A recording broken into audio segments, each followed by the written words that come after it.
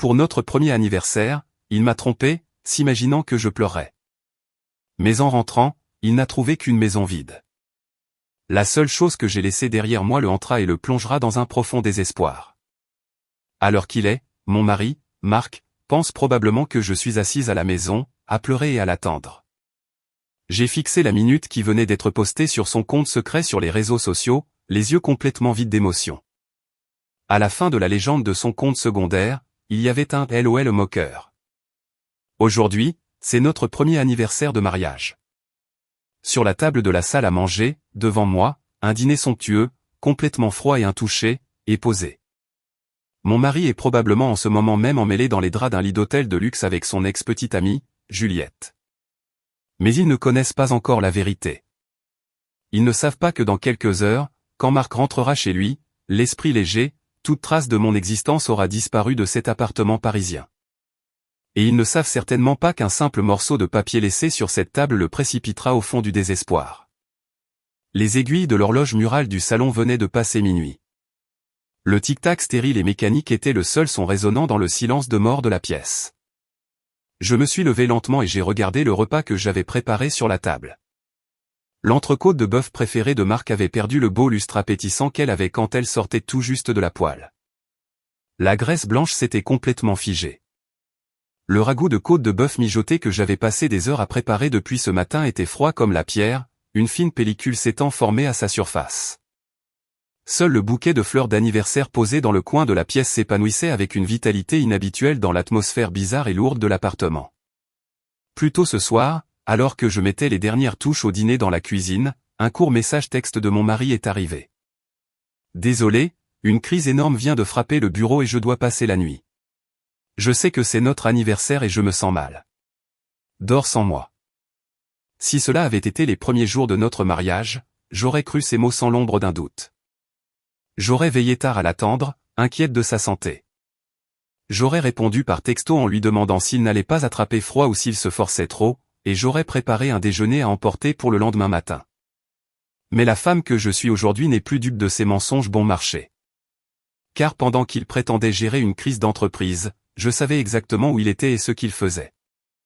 Le smartphone dans ma main affichait le compte Instagram secret que mon mari utilisait depuis quelques mois. C'était une boîte de Pandore sur laquelle j'étais tombé accidentellement quand il avait laissé son iPad connecté et sans surveillance sur le canapé du salon. Clairement documenté sur cet écran, avec des photos, se trouvait la preuve incontestable qu'il couchait avec son ex-petite amie, Juliette, malgré le fait que j'étais sa femme. Le post d'aujourd'hui était particulièrement cruel, mis à jour juste après 20 heures. La photo montrait 2 verres de champagne trinquant dans un restaurant haut de gamme avec vue sur les toits de Paris. La légende accompagnant la photo disait « J'ai menti en disant que je devais travailler pour notre anniversaire. Boire du champagne avec Juliette bat la cuisine maison de ma femme n'importe quel jour. Je parie qu'elle est en train de pleurer à la maison en ce moment. Lol. » Au moment où j'ai vu ce post, quelque chose à l'intérieur de mon cœur s'est complètement et audiblement brisé. Étrangement, pas une seule larme n'est tombée. Mes mains n'ont pas tremblé de colère, ni ma poitrine ne s'est déchirée de chagrin. Au lieu de cela, une résolution silencieuse et absolue s'est répandue en moi, comme si je m'enfonçais dans une eau noire et glaciale. La première année de notre mariage n'avait pas été entièrement mauvaise. Chaque matin, je le raccompagnais à la porte, et chaque soir, nous dînions ensemble. Le week-end, nous nous promenions main dans la main jusqu'au Monoprix du coin, parlant de notre modeste avenir. Je croyais sincèrement que ces jours paisibles et ordinaires dureraient éternellement.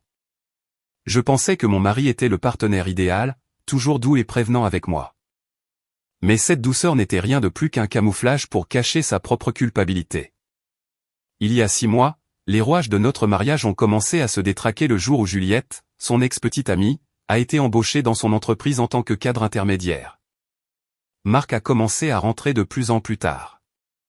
Il a commencé à quitter la maison le week-end, prétendant avoir des urgences de travail soudaines, l'odeur d'un parfum de femme bon marché sur ses vêtements, des reçus de restaurants inconnus dans les poches de sa chemise. J'ai fait semblant d'être bête, luttant désespérément dans mon esprit pour lui faire confiance encore et encore. J'entretenais un faible espoir qu'il se réveille et revienne vers moi. Aujourd'hui, pour notre anniversaire de mariage, cet espoir fragile a été brutalement brisé en 1000 morceaux. J'ai exhalé un léger soupir et j'ai jeté l'entrecôte froide dans le sac poubelle. Regarder le repas soigneusement préparé se transformer en des ordures pathétiques ne me faisait absolument rien. Tout amour ou attachement persistant que j'avais pour mon mari avait été complètement effacé au cours des dernières heures. Je n'avais plus besoin de jouer le rôle de la femme pitoyable qui attend et pleure à la maison. Je suis entré dans la chambre principale et j'ai sorti une boîte en carton du fond du placard que j'avais préparée à l'avance. La vérité est que, depuis quelques semaines, j'avais progressivement emballé mes affaires, en m'assurant que mon mari ne le remarquerait pas. Mes livres, mes vêtements d'hiver et mes documents importants avaient déjà été expédiés à ma maison d'enfance. Tout ce qui restait était le strict minimum que je pouvais emporter immédiatement. Avec une précision robotique, j'ai pris mes sous-vêtements et mes vêtements restants de la commode et les ai emballés dans ma valise. Il n'y avait aucune hésitation dans mes mouvements. Même en ce moment, alors que mon mari se moquait de moi et couchait avec une autre femme, je finalisais régulièrement les préparatifs pour reprendre ma vie en main. L'horloge sonna 3 heures du matin. Il faisait encore nuit noire dehors et la ville dormait profondément. Mon emballage était presque terminé. En regardant autour de la pièce, mes yeux se sont arrêtés sur mes coussins préférés, les rideaux que nous avions choisis ensemble et les tasses à café assorties que nous avions achetées lors d'un voyage le week-end. Ces objets, que j'avais autrefois chéris, ressemblaient maintenant à des accessoires insignifiants sur une scène creuse. J'avais l'intention d'effacer absolument tout ce qui m'appartenait de cet appartement. Au lieu de cela, je ne laisserais qu'une seule chose au centre de la table du salon complètement vide. C'était quelque chose avec assez de pouvoir destructeur pour anéantir instantanément la confiance et la vanité fragile que mon mari avait construite tout au long de sa vie. Il ne sait toujours rien. Il n'a aucune idée de la quantité de preuves que je détiens ou de la résolution que j'ai portée cette nuit-là. Dans quelques heures, quand il sortira de ce lit d'hôtel et reviendra dans cet appartement avec un sourire satisfait, il réalisera que sa vie est déjà finie. Arrêtant un instant de faire mes valises, j'ai ouvert son compte secret une dernière fois. Il y avait un nouveau poste d'il y a 1 heure. Je me suis dirigé vers la table de la salle à manger, j'ai retiré mon alliance de ma main gauche et je l'ai posée doucement sur une enveloppe marron. Le petit tintement a résonné creux dans la pièce tard dans la nuit. Sur le doigt où la bague avait été, une marque de bronzage blanche distincte est restée, une marque de l'année où je l'avais portée. En fixant cette petite marque, le souvenir d'un appel téléphonique de ma belle-mère, Bernadette, quelques jours auparavant, m'est revenu vivement à l'esprit. Allô, Sophie. J'appelle parce que je m'inquiète, Marc rentre si tard ces derniers temps. Au téléphone, la voix de ma belle-mère avait le ton doux d'une mère inquiète pour son fils. Cependant, je connaissais trop bien les épines froides cachées derrière ces mots, toujours prête à me blâmer. Oui, il semble très occupé par le travail ces derniers temps, alors il travaille tard, ai-je répondu prudemment. Ma belle-mère a laissé échapper un soupir exagéré. C'est bien qu'il soit occupé par le travail. Mais quand un homme ne veut pas rentrer à la maison, c'est généralement la faute de la femme. Sophie, tu crées vraiment un environnement familial relaxant pour Marc? Tu es une femme au foyer. Tu dois exécuter ces choses parfaitement. Comme toujours, elle a mis toute la responsabilité sur moi. Le fait que je me levais tôt pour lui préparer son déjeuner et que je veillais tard pour réchauffer son dîner ne signifiait rien pour elle. C'était simplement ce que j'étais censé faire. Mais ses paroles ce jour-là ont pris une tournure légèrement différente. Marc m'a dit, tu sais, il a dit qu'une femme de son bureau lui donnait d'excellents conseils de carrière. Juliette, je crois que c'est son nom. Il a dit qu'elle était une vieille amie d'université et incroyablement compétente. Au moment où le nom de Juliette a été mentionné, j'ai cru que mon cœur allait se figer. Ma belle-mère savait parfaitement que Juliette était l'ex-petite amie de Marc. Avant que nous nous marions, c'était ma belle-mère qui détestait l'apparence voyante et la personnalité forte et exigeante de Juliette. Elle avait déclaré qu'une femme comme ça était inapte pour son précieux fils, et c'est elle qui avait poussé la calme et obéissante Sophie sur Marc. Juliette travaille dur et est très appréciée dans son entreprise. Contrairement à toi, elle fait face au monde réel, alors je suis sûr qu'il est plus facile pour Marc de lui parler de ses problèmes de travail. Tu devrais au moins lire les Échos pour pouvoir lui offrir une conversation utile. Elle a ricané. J'étais complètement sans voix. La même femme qui m'avait forcé dans le rôle de femme au foyer, prétendant que la place d'une femme était de soutenir son mari, utilisait maintenant une femme qui travaillait comme Juliette pour me rabaisser. Pour ma belle-mère, mes sentiments et mes efforts n'avaient aucune importance. La seule chose qui comptait était que son fils réussisse et ait bonne figure aux yeux du monde. Et elle soupçonnait probablement que Marc et Juliette étaient plus que de simples collègues. Pourtant, elle croyait probablement qu'un homme ayant une liaison était un signe de son succès, et que c'était la faute d'une femme ennuyeuse. Je comprends. Je ferai plus d'efforts, ai-je répondu, tuant mes émotions, et j'ai raccroché. La seule larme qui est tombée sur l'écran du smartphone que je serrais n'était pas de tristesse, mais d'une déception abyssale envers cette famille. Ni mon mari ni ma belle-mère ne me voyaient comme un être humain. Pour eux, j'étais juste un membre d'équipe pratique en coulisses, destiné à maintenir la bonne image de la famille, une femme de ménage utile et non rémunérée. Ce fait m'avait été brutalement imposé le mois dernier. Je m'étais réveillé avec des frissons et un violent mal de tête, et dans l'après-midi, ma fièvre avait atteint 39,5 degrés. Incapable même de me tenir debout, j'étais allongé sur le canapé, attendant que Marc rentre à la maison. Quand il est enfin arrivé après 22 heures, il m'a regardé, emmitouflé dans des couvertures dans le salon sombre, et au lieu de s'inquiéter, il a froncé les sourcils. « Qu'est-ce qui se passe? Où est le dîner? Je suis tellement désolé. J'ai 39,5 de fièvre et je n'arrive pas à me lever, ai-je présenté mes excuses d'une voix rauque. Marc n'a pas soupiré lourdement, mais il n'a absolument pas fait l'effort de cacher son agacement flagrant. Tu es sérieuse? J'ai une présentation énorme dès demain matin. Je ne peux vraiment pas me permettre d'attraper ce que tu as. En disant cela, il est entré directement dans sa chambre sans même s'approcher de moi. Quelques minutes plus tard, il est revenu dans le salon, portant un petit sac de sport, et m'a jeté ces mots d'un ton glacial. Je vais jouer la sécurité et prendre une chambre dans un hôtel voisin ce soir. Tu peux fermer la porte toi-même, n'est-ce pas? Remets-toi bien. Avant que je puisse même prononcer un mot, le bruit lourd de la porte d'entrée claquant a résonné dans l'appartement. Dans mon état fiévreux, j'ai regardé son dos s'éloigner avec un désespoir absolu. Juste avant qu'il ne sorte, l'écran du smartphone dans sa main s'était allumé. J'avais clairement vu un court message texte apparaître d'un contact nommé Juliette. Viens ce soir.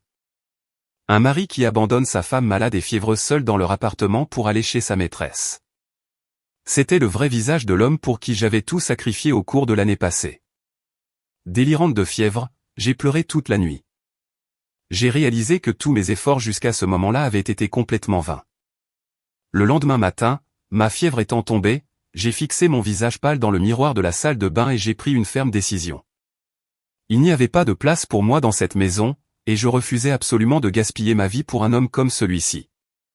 Maintenant, assise dans la pièce glaciale, je fixais l'alliance posée sur la table. Cette bague n'était rien de plus qu'une chaîne que Marc utilisait pour me lier. Maintenant que je l'avais enlevée, mon cœur se sentait incroyablement léger et clair.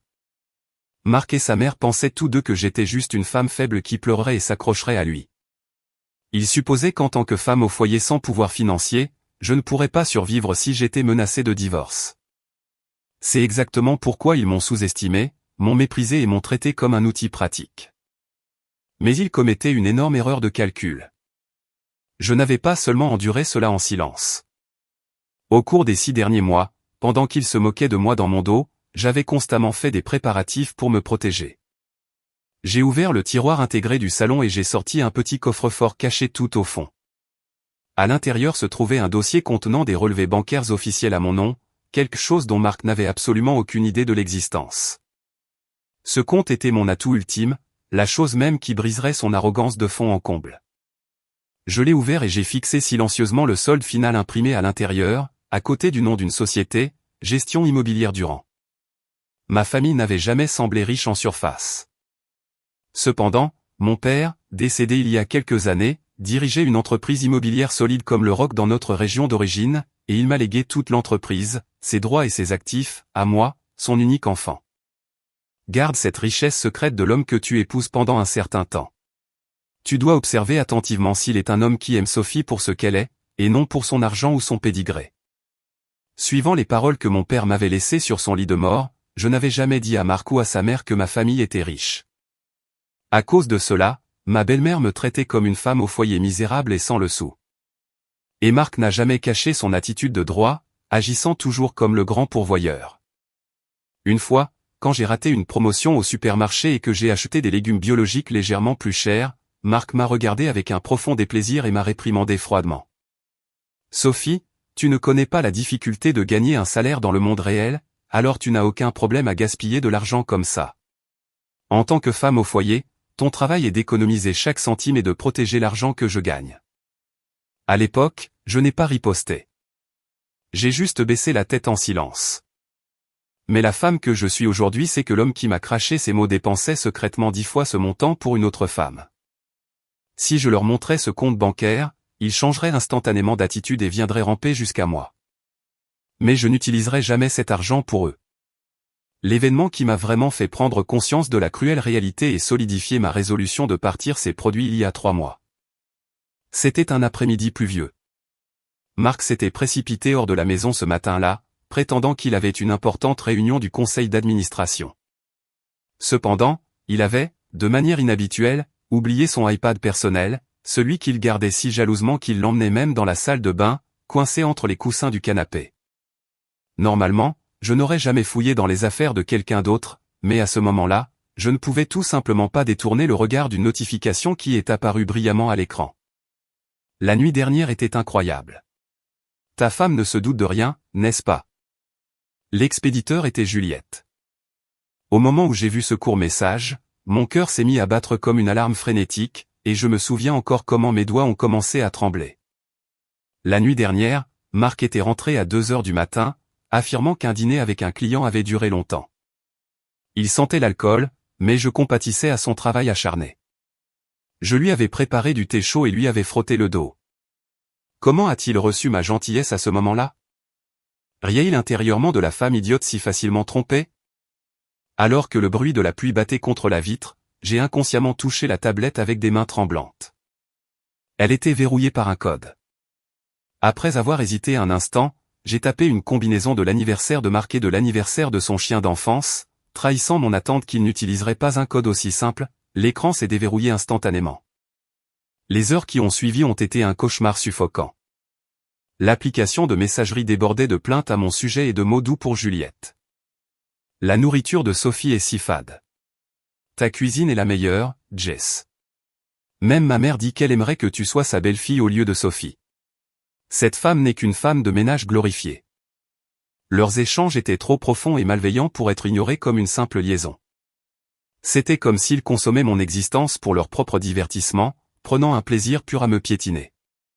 Ce qui m'a encore plus transpercé le cœur, c'est un selfie que Juliette avait envoyé. Sur la photo, elle portait une robe décolletée, et autour de son cou pendait un collier de diamants très familier et coûteux. C'était l'exact collier à propos duquel Marc m'avait consulté 6 mois auparavant, en disant « Je pense à acheter ça pour le 60e anniversaire de ma mère. Qu'est-ce que tu en penses ?» J'avais souri de toutes mes dents et l'avais encouragé, en disant « Ta mère va certainement l'adorer. » Au moment où j'ai réalisé que ce n'était qu'un camouflage pour choisir un cadeau pour sa maîtresse, j'ai senti le contenu de mon estomac monter à ma gorge. J'ai couru à la salle de bain, me suis appuyé contre l'évier en porcelaine froide, et alors que je prenais des respirations dures et saccadées, j'ai enfin compris la situation désespérée et sans espoir dans laquelle je me trouvais. Ma santé mentale était poussée à sa limite absolue par le fait qu'un visage aussi laid et monstrueux se cachait sous le masque du mari en qui j'avais confiance. Mais l'enfer ne faisait que commencer. Retournant au salon d'un pas hésitant, j'ai continué à faire défiler leur historique de conversation jusqu'à ce qu'une icône d'application inconnue attire mon attention. C'était une application de stockage et de partage de fichiers dans le cloud. Un badge de notification rouge était posé dans le coin supérieur droit de l'icône. Comme contrôlé par une force invisible, je l'ai ouverte. À l'intérieur se trouvait un seul dossier partagé. Le dossier était intitulé « Nos plans d'avenir », un nom qui m'a fait frissonner de dégoût absolu. Au moment où j'ai vu les fichiers à l'intérieur, j'ai senti le sang me quitter complètement. Ce n'était pas seulement des photos de vacances ou des mots d'amour. Mais maintenant l'iPad tremblait et des gouttelettes d'eau tombaient sur l'écran. J'ai alors réalisé pour la première fois que je regardais l'écran en pleurant. Mais au moment où j'ai ouvert un tableur spécifique enregistré dans ce dossier, mes larmes ont séché instantanément, remplacées par une rage sombre et lourde qui a commencé à bouillonner silencieusement du fond de ma poitrine. C'était l'ampleur totale d'un complot écœurant que je ne pourrais jamais pardonner. Affiché à l'écran se trouvait un tableur froidement intitulé « Chronologie du divorce ». Au moment où je l'ai ouvert d'un doigt tremblant, mes yeux ont été accueillis par une liste stérile et impitoyable de points, qui ne semblaient guère écrits par un être humain. C'était un plan étape par étape, mois par mois, pour me coincer mentalement, me briser et finalement me jeter à la rue sans un sou. Mois 1, réduire l'allocation familiale, induire une anxiété financière chez Sophie pour lui ôter sa confiance. Mois 3, commencer à crier pour des choses mineures. Normaliser l'abus émotionnel afin que Sophie commence à se blâmer. Mois 5, raconter de mauvaises histoires sur Sophie à maman. Faire en sorte que maman intensifie son harcèlement. Créer un environnement où Sophie veut s'enfuir. Cela ressemblait à un guide de stratégie stérile et de sang-froid pour un jeu vidéo. L'historique des auteurs des documents portait clairement le nom de Juliette. Je me suis soudain souvenu que Marc se vantait avant que nous nous marions que Juliette avait un diplôme en droit et était incroyablement intelligente en matière juridique. Elle utilisait cette connaissance pour détruire systématiquement ma vie. En défilant plus bas, un plan encore plus horrifiant était exposé, me coupant le souffle. Mois 8, chirurgie de la hanche de maman, l'affaire sortir et forcer 100% des soins non rémunérés à Sophie. Mois 10, juste au moment où Sophie atteint son point de rupture de l'épuisement dû aux soins, fabriquer des preuves qu'elle a une liaison et demander le divorce. Mois 12, présenter Sophie comme la partie coupable, la jeter dehors sans aucune pension alimentaire. Marc et Juliette se marient. Alors que je lisais, une colère intense que je n'avais jamais ressentie auparavant a déferlé en moi, me donnant l'impression que mon sang bouillait. Marc et Juliette ne prévoyaient pas seulement de me jeter comme des ordures. Ils avaient l'intention de m'exploiter comme une esclave non rémunérée et pratique pour gérer les soins médicaux lourds de sa mère avant de me jeter. Et ma belle-mère, qu'elle ait été au courant de ce plan spécifique ou non, avait intensifié son traitement froid envers moi, croyant pleinement les mensonges de Marc. Trouver ce fichier a soudainement donné un sens à tout le comportement bizarre de Marc récemment. Comme la nuit il y a 2 semaines où il m'a parlé d'une voix anormalement douce. Sophie, merci beaucoup de toujours travailler si dur à la maison. Et, j'ai besoin que tu signes ce document pour les prestations d'assurance maladie de la famille de mon entreprise. Peux-tu simplement signer et dater ici? En disant cela, il m'a tendu une épaisse pile de documents couverts de textes juridiques denses.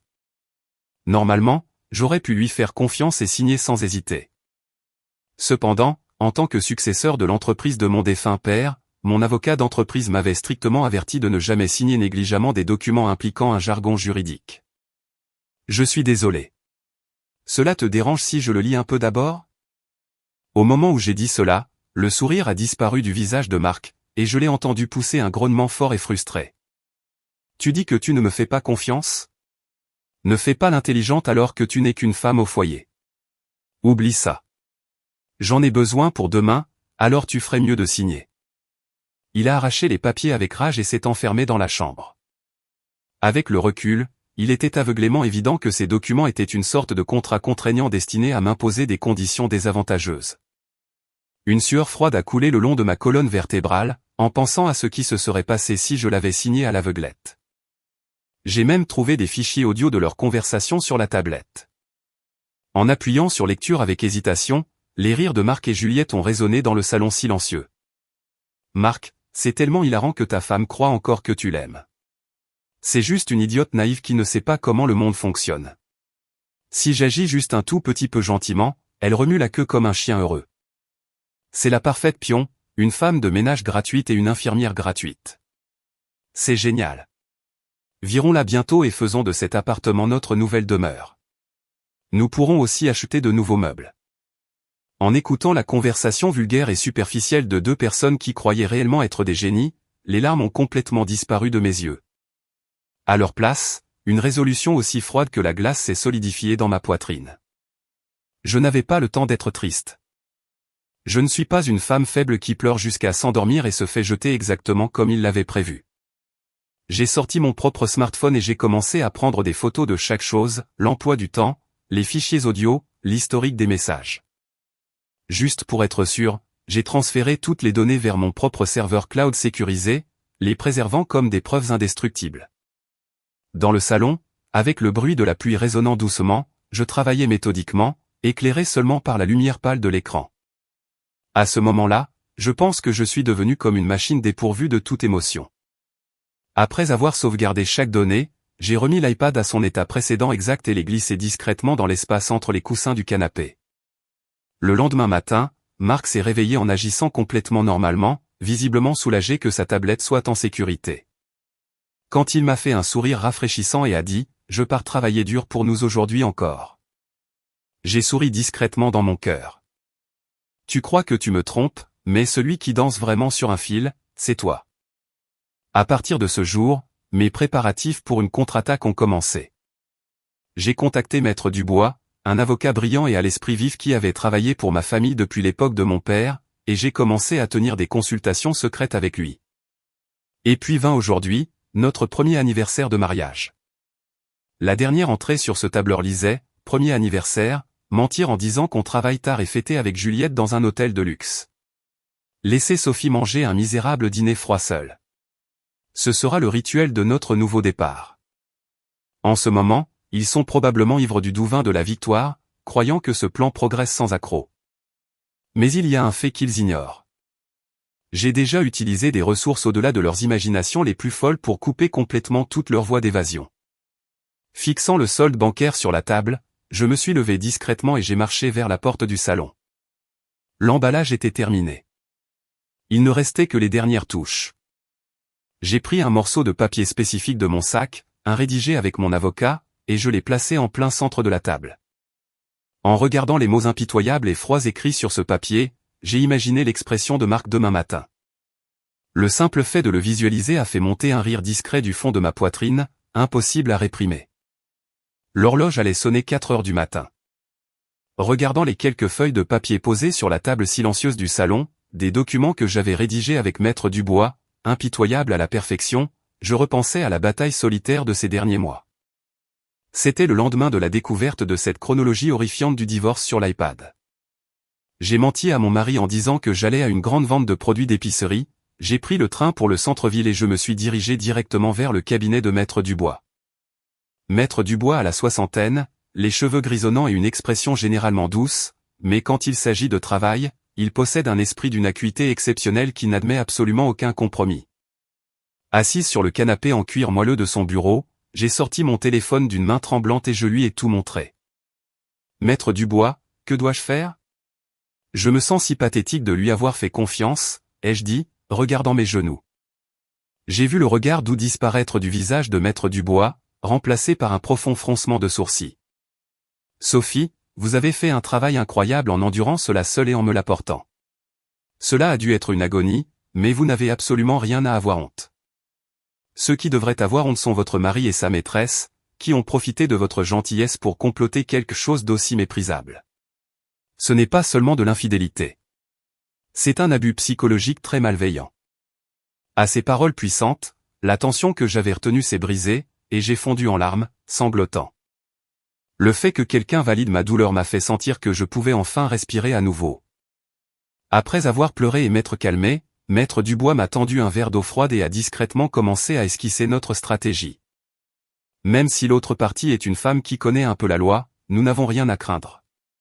Les données qu'ils ont laissées sont des preuves parfaites prouvant non seulement leur liaison, mais aussi leur intention malveillante. Cependant, pour les empêcher complètement de s'en sortir, nous utiliserons un détective privé en qui j'ai confiance. Puis, ses yeux brillant derrière ses lunettes, il a soulevé un autre fait crucial. Sophie, votre mari ne sait pas qui est réellement propriétaire de l'appartement où vous vivez. Correct. Oui. Je ne lui ai jamais dit que j'avais repris l'entreprise de mon père ni que l'appartement appartenait à ma firme. Il croit fermement que nous payons un loyer par l'intermédiaire d'une société de gestion immobilière. C'était vrai. Le spacieux et bel appartement de luxe dans lequel nous vivions était en fait l'une des propriétés de ma société, Gestion Immobilière Durand. Quand nous étions jeunes mariés, Marc avait fièrement ramené un contrat de location, en disant « J'ai trouvé un super endroit près de la gare. Avec mon salaire, nous pouvons à peine nous permettre le loyer, alors prenons-le. » J'avais hoché la tête, faisant semblant d'être impressionné tout en cachant mon choc. Je ne pouvais pas me résoudre à lui dire que c'était mon propre bâtiment. Alors, j'ai fait jurer à la société de gestion une discrétion absolue, leur ordonnant de cacher mon identité de propriétaire à mon mari. Alors ce sera rapide, dit Maître Dubois. Nous résilierons le contrat de location sous votre autorité en tant que propriétaire. Ils avaient l'intention de vous chasser et d'en faire leur nouvelle maison, mais celui qui sera jeté à la rue, ce sera lui. pendant le mois suivant, en attendant les rapports du détective privé, j'ai continué à jouer le rôle de l'épouse ignorante et obéissante. Même si mon cœur bouillonnait de mépris et de rage, chaque fois que Marc rentrait à la maison, je le saluais avec un sourire et posais un repas chaud fait maison sur la table. Marc continuait à me donner des ordres, me traitant comme une servante très pratique et peu exigeante. La nuit où j'ai reçu le rapport final de l'enquêteur, Marc est rentré de mauvaise humeur et m'a jeté sa veste de costume. « Et, Sophie, il y a des plis étranges sur cette veste. C'est parce que tu l'as jetée négligemment dans le placard, n'est-ce pas? Sérieusement, tu es une femme au foyer et tu ne peux même pas gérer correctement les vêtements, a-t-il craché. J'ai regardé son visage en silence. Quelques heures auparavant, j'étais assise dans le bureau de l'enquêteur, regardant des photos de lui entrant dans un hôtel avec Juliette portant cette exacte veste. Je savais parfaitement que les plis ne venaient pas de la façon dont je l'avais suspendue, mais parce qu'elle avait été jetée négligemment sur le sol à côté d'un lit d'hôtel. Je suis tellement désolé. Je la porterai au pressing demain, ai-je dit, baissant la tête avec des excuses exagérées. Marc a ricané. Juliette ne ferait jamais une erreur stupide comme ça. Elle est impeccable au travail et si attentive. Tu devrais vraiment apprendre une chose ou deux d'elle. Jamais auparavant l'homme qui se tenait devant moi n'avait eu l'air d'une créature aussi stupide et comique, évoquant lui-même le nom de sa maîtresse, la comparant à sa femme, et se prélassant dans un faux sentiment de supériorité. Il n'avait aucune idée que chaque mot qu'il prononçait devenait la preuve même qui le pendrait. Réprimant désespérément un rire froid, j'ai simplement répondu, tu as raison. Je devrais apprendre d'elle. À partir de ce jour, toute petite parcelle d'affection persistante que j'avais pour lui a complètement disparu. Tout ce qui restait était un calcul froid et minutieux pour s'assurer que je les pousse au fond de la société. Et maintenant, je posais une demande de divorce signée sur la table, à côté d'un avis officiel de libération de mon entreprise, rédigé dans les termes juridiques intransigeants de Maître Dubois, des demandes d'expulsion immédiate pour rupture de contrat, ainsi qu'un avertissement de dommages financiers pour intrusion. À côté, j'ai éventaillé les copies des photos explicites que le détective privé avait prises de leur rendez-vous à l'hôtel. Quiconque avec un demi-cerveau en regardant cela comprendrait instantanément qu'ils étaient complètement encerclés sans aucun endroit où courir. J'ai attrapé la poignée de ma valise et je me suis dirigé vers la porte d'entrée. Je me suis retourné une dernière fois et j'ai balayé du regard la pièce où j'avais vécu pendant 1 an. Je n'avais plus un seul millimètre d'attachement pour cet endroit. J'ai ouvert la porte doucement et je suis sorti dans l'air glacial d'avant l'aube. Le clic du verrou tournant a sonné comme le coup de pistolet de départ de ma nouvelle vie. Au moment où je me suis glissé à l'arrière du VTC préarrangé qui attendait devant le bâtiment, mon smartphone a vibré brièvement. C'était un message de l'enquêteur qui surveillait l'hôtel. La cible vient de quitter l'hôtel. Il devrait se diriger vers votre position sous peu. Une photo de mon mari, complètement inconscient, avec un sourire énorme et arrogant sur le visage, était jointe. Il ne lui restait que quelques dizaines de minutes avant de réaliser que sa vie était finie. Regardant le paysage urbain s'estomper à travers la fenêtre, j'ai exhalé un lent et profond soupir. La silhouette de Paris à l'aube a glissé silencieusement devant la fenêtre. En voiture à travers les rues du petit matin, encore presque vides de monde. J'ai fermé les yeux et j'ai inspiré profondément. La tension suffocante de l'emballage dans l'appartement avait disparu. Appuyé contre le siège, j'ai ressenti un incroyable sentiment de libération, comme si un énorme poids de plomb avait enfin été soulevé de mes épaules. Mon mari Marc, sa maîtresse Juliette, et ma belle-mère Bernadette, qui n'a jamais cessé de me regarder comme une femme de ménage glorifiée. Même les imaginer trinquer à leur victoire en ce moment ne provoquait pas la moindre ondulation dans mon cœur. C'était un calme plat. J'avais acquis cette froideur impitoyable et glaciale il y a exactement 2 semaines. Cet après-midi-là, assise dans les lourdes chaises en acajou du cabinet de Maître Dubois, on m'a montré les profondeurs abyssales de la malice humaine. Il y a 2 semaines, ce jour-là, une pluie froide tombait. C'était quelques jours après que j'ai remis les données de la chronologie du divorce et les preuves de l'affaire. Sophie, vous avez incroyablement bien fait de rester calme et de m'apporter ces données. Cependant, la situation est bien plus grave et malveillante que nous l'avions initialement imaginé. Maître Dubois, d'habitude si doux, a plissé les yeux derrière ses lunettes et a parlé d'un ton sombre. Posé sur le bureau se trouvait un épais rapport d'enquête, et à côté, une copie d'un document très familier. C'était la paperasse anormale que Marc avait essayé de me forcer à signer et à notarier, prétendant que c'était pour l'assurance maladie de la famille de son entreprise. Maître Dubois, c'est la paperasse. Oui, Sophie, c'est le document que votre mari a essayé de vous forcer à signer. Cela n'a absolument rien à voir avec les RH ou l'assurance. Maître Dubois a montré une section du texte. Sa voix était calme mais dure. C'est un accord de co-signataire pour prendre en charge 300 000 € de dette. Au moment où j'ai entendu ces mots, j'ai douté de mes propres oreilles. 300 000 €? Pourquoi Marc, un cadre d'entreprise moyen, essaierait-il d'emprunter une somme aussi absurde? Alors que je restais assise, sans voix, Maître Dubois a tourné la page suivante. Il y a 2 raisons pour lesquelles votre mari avait besoin de cette somme massive. La première est une montagne de dettes accumulées par votre belle-mère, Bernadette. Ma belle-mère a des dettes, mais elle est tellement obsédée par les économies et me fait constamment la morale sur l'argent, ai-je demandé, complètement incrédule. Bernadette était la femme qui me faisait constamment la leçon, disant que le travail d'une femme au foyer était de réduire les coûts jusqu'au dernier centime et de ne pas gaspiller le salaire durement gagné de Marc. Mais la vérité révélée par Maître Dubois était exactement l'inverse et comiquement stupide.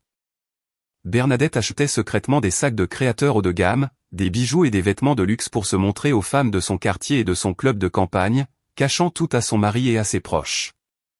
En conséquence, elle a accumulé environ 50 000 € de dettes sur plusieurs cartes de crédit et prêts sur salaire. 50 000 €? Oui. Et quand elle a atteint un mur avec les remboursements, elle a couru en pleurant vers son fils aîné, Marc, le suppliant de réparer son désordre. J'ai senti un frisson courir le long de ma colonne vertébrale. Ma belle-mère essayait de faire en sorte que son fils nettoie son propre désordre, alors qu'elle se tenait sur ses grands chevaux et me faisait la leçon sur la façon d'être une bonne épouse économe. Mais Marc lui-même n'avait pas les économies pour la sortir d'affaire car ses propres comptes bancaires étaient déjà à sec à cause de ses séjours dans des hôtels de luxe et de ses cadeaux coûteux pour sa maîtresse, Juliette. Les mots de Maître Dubois étaient cliniques, mais ils me transperçaient le cœur. C'est alors que Juliette a proposé un plan à votre mari. Ce plan est ce prêt de 300 000 €. Juliette a planifié ça? Oui, nous avons également fait une vérification des antécédents de Juliette. Elle joue le rôle d'une femme de carrière glamour, mais elle a des antécédents de problèmes financiers et a failli déposer le bilan par le passé. Elle cache également d'énormes dettes liées aux jeux d'argent et aux soirées mondaines. Le tic-tac de l'horloge grand-père dans le bureau résonnait étrangement dans le silence. En d'autres termes, Juliette n'aime pas Marc. Elle le manipule avec des mots doux pour qu'il rembourse ses dettes et prévoit d'utiliser l'argent restant comme acompte pour un nouvel appartement pour eux. Marc n'est rien de plus qu'un clown pathétique complètement utilisé par elle. Alors pourquoi essaierait-il de me faire co-signer? J'ai commencé à demander, puis ça m'a frappé. Vous avez compris, Sophie. Votre mari vous considère comme une femme au foyer sans le sou, mais toute institution financière effectuant une vérification approfondie des antécédents découvrirait rapidement que vous avez hérité d'une entreprise immobilière très rentable de votre défunt père. Maître Dubois a baissé les yeux sur son thé qui refroidissait. Ils ne connaissent pas les détails exacts de votre entreprise, mais ils avaient l'intention de vous utiliser, l'épouse pratique, comme le filet de sécurité ultime pour toutes leurs dettes. Ils prévoyaient de vous coincer mentalement, de vous priver de votre capacité à prendre des décisions rationnelles et de vous forcer à signer ceci. Au moment où le prêt serait approuvé, ils fabriqueraient une liaison pour vous chasser sans rien. C'était le véritable objectif du tableur que j'avais trouvé sur cet iPad. Ce n'était pas une simple liaison. C'était un acte incroyablement cruel et calculé, destiné à détruire complètement ma vie à la racine et à m'utiliser comme un sacrifice pour leur cupidité. Quand j'ai compris toute la vérité, l'émotion de la tristesse a complètement disparu. Ce qui a surgi à sa place n'était pas une rage ardente. C'était une résolution absolue, froide comme la glace et acérée comme un rasoir, que je ne les pardonnerai jamais. Pendant l'année passée, j'avais préparé le déjeuner de Marc tous les jours, repassé ses costumes, enduré les remarques sarcastiques de Bernadette, et je m'étais dévoué à croire en notre lien familial. Ils n'ont pas seulement piétiné mon amour et mes efforts modestes. Ils ont essayé de m'utiliser comme un bouclier humain pour leurs dettes. Sophie, à la voix calme de Maître Dubois, j'ai levé la tête. Puisque leur malice est si profonde et si laide, nous n'avons absolument pas besoin de leur montrer de pitié. Nous bloquerons minutieusement et entièrement légalement toutes leurs voies d'évasion. Nous les forcerons à marcher directement dans le piège qu'ils ont tendu pour vous et à le laisser se refermer sur eux. J'ai hoché la tête profondément à ces mots. L'ancienne Sophie, qui essayait toujours d'être la bonne épouse, était morte. À partir de maintenant, c'était une guerre pour protéger ma propre vie et ma dignité. Maître Dubois, que devons-nous faire pour qu'il ne puisse jamais s'en remettre? À ma question, Maître Dubois a sorti une épaisse enveloppe de sa mallette. D'abord, nous devons frapper au moment exact où votre mari se sent le plus en sécurité, au moment où il est sous l'illusion qu'il a complètement gagné. Pour ce faire, j'ai besoin que vous jouiez l'épouse obéissante encore un peu plus longtemps. Me rappelant les mots de Maître Dubois ce jour-là, j'ai lentement ouvert les yeux à l'arrière du VTC. Exactement comme il l'avait instruit. J'ai joué l'épouse parfaite, ignorante, idiote, jusqu'à hier, notre anniversaire. Plus précisément, le dîner que j'ai préparé la nuit dernière, juste avant qu'il ne sorte, était mon dernier souper pour lui. Le souvenir de l'arrogance comique et des faux sourires de Marc d'hier soir me tirait encore un rire froid de la gorge. Il avait mangé cette nourriture si triomphalement, sans le moindre doute quant à sa perdition imminente. J'ai repensé aux événements d'hier soir avec le calme détaché de quelqu'un qui regarde un très vieux film. Penchant légèrement la tête contre la vitre fraîche de la voiture, je me suis souvenu d'hier soir, la veille de ce qui était censé être notre premier anniversaire de mariage. Pour jouer parfaitement l'épouse obéissante, Maître Dubois et moi avions orchestré. J'avais préparé un dîner légèrement plus somptueux que d'habitude et attendu que mon mari rentre à la maison. Juste après 20 heures, la porte d'entrée s'est ouverte et Marc est entré dans le salon d'un pas léger. Je suis rentré, Sophie. Mon Dieu, je suis épuisé aujourd'hui. Devant moi, son costume dégageait un léger parfum floral doux. Ce parfum de femme, celui de Juliette, l'ancienne moi aurait remarqué ce parfum et senti ma poitrine se serrer, écrasée par l'anxiété. Mais pour la moi qui connaissait toute la vérité, ce parfum bon marché n'était rien d'autre qu'une odeur fétide prouvant à quel point il était superficiel et idiot. Bienvenue à la maison, chérie. Tu as tellement travaillé, cachant parfaitement mon mépris, je l'ai salué avec un sourire doux fabriqué et j'ai versé une bière fraîche dans son verre. Marc a desserré sa cravate, s'est assis à table et a commencé à manger goulûment les côtes de bœuf et les asperges rôties que j'avais préparées. Ouais, c'est plutôt bon. Ça doit être sympa d'avoir toute la journée en tant que femme au foyer pour prendre son temps à cuisiner. Des mots destinés à me rabaisser ne sonnaient plus que comme du bruit blanc. Après avoir mangé de bonne humeur pendant un moment, Marc a soudainement affiché un visage délibérément triste comme s'il venait de se souvenir de quelque chose. Oh, c'est vrai, Sophie. Je suis tellement désolé, mais un problème énorme est survenu avec un client pour demain, notre anniversaire. Je ne peux absolument pas m'en sortir. Je pourrais même devoir passer la nuit au bureau.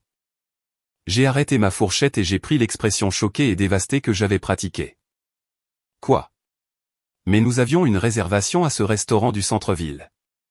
Tu ne peux vraiment pas y aller? En voyant ma réaction, je n'ai pas manqué le reflet tordu de joie qui a traversé ses yeux pendant une fraction de seconde.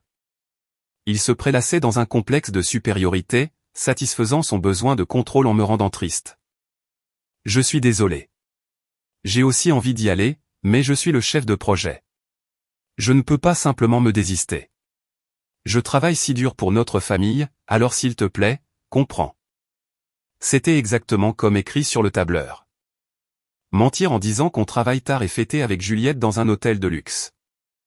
Il croyait vraiment que son grand plan s'exécutait parfaitement selon son script? Je comprends, c'est du travail.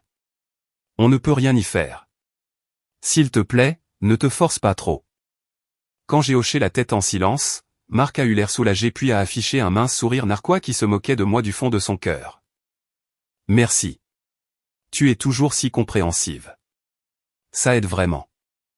Juste à ce moment, son téléphone a sonné sur la table. L'écran affichait maman. Marc a fait une grimace légèrement agacée, mais a répondu. Allô, maman. Quoi de neuf? Ouais, je dois travailler pour notre anniversaire. C'est fou. Non, Sophie ne se plaint pas.